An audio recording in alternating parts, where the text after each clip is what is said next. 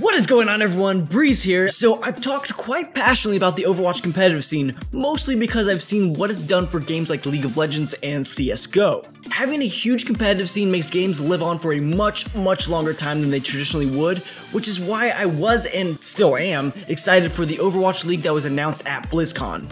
Our goal is to create the world's premier esport league, where teams and players can thrive for years to come. With all that said, I recently discovered some juicy news around the financial side of the league. Monte Cristo, one of the casters for OGN, in an hour-long video about League of Legends, mentioned briefly about some interesting news centered around the Overwatch League. Basically, Riot has to do this now too because of what Blizzard is doing with Overwatch and the Overwatch League. They have announced plans to have franchising, to base it in specific cities, to do geolocalization in esports. And they also, what many of you may not know, is they hosted what was probably the single most important mixer, social mixer, ever in esports history at BlizzCon. And when I say this, I mean that they invited over 100 owners of current professional sports teams, of current owners, endemic team owners, billionaires, and they put them all in a room together at the top of the stands for the Overwatch World Cup. And everybody was there to watch what was going on with Overwatch, to meet each other, to ask questions about the league, and they had a private presentation where some of the plans for the league were presented to them in a little bit more depth than the public got. Now, this is a huge deal. In games like League of Legends, if you are a below tier team in the league, you might have the chance of being replaced by a tier 2 division team.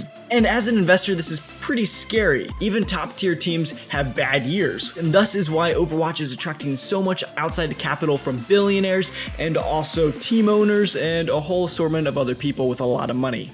Next up, we have another story related to the Overwatch Pro scene. A couple of people have asked me in my videos if the Overwatch League would be for PC players only, and finally we have the answer.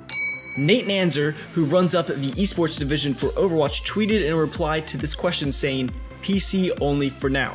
So there you have it. This honestly was no real surprise. The Overwatch League will probably be PC specific for a long time. Sorry, console players. There's always the option of playing on PC as a console player with a controller, but it's typically better to play with a mouse and keyboard. And the final news story we have today is a brand new social feature in the PTR. After each game, you can select the yes button at the bottom of the screen, and if any person on your team presses the yes button as well, you get grouped into a party. So this is pretty cool if you have no friends or if you really liked the people that you played with and want to play with them again. Supposedly they are working on a bunch of social features like this, so I'll keep you guys alerted if anything else is released soon. Oh, and another small addition to the PTR, Sombra has a boop emote.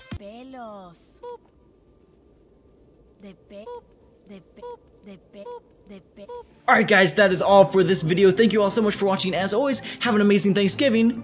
Peace.